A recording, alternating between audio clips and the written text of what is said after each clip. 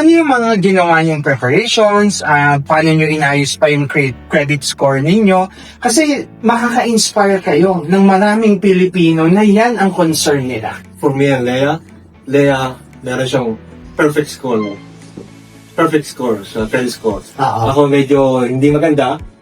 So, kung meron kayong hindi magandang score, don't shy to ask help for your family, for your parents, loved ones, mga anak, o sa mga kapatid. Ask for help. Ask for help. Walang imposible. And pray. Lahat tayo may mga utang, may mga pangit na credit score, pero ask for help. Ask for help. Have it first. Lelen, Sis Leia, baka may gusto kang idagdag.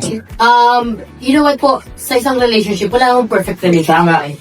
Pero I strongly believe po na sa kasabihan na nasa Diyos ang awa, nasa taong gawa. Bakit po? Kasi no matter how we pray hard, kung hindi po kami kumila sa James, wala kaming bahay ngayon. And one more thing po, kung hindi siya nakinig sa akin, wala kaming bahay. So, just continue. Continue. Kaya kayo, mga asawang lalaki, makinig kayo sa asawang babae. Seryoso po, seryoso. Tulungan mag-asawa magtutulungan. Tama. Importante. Yan, tama.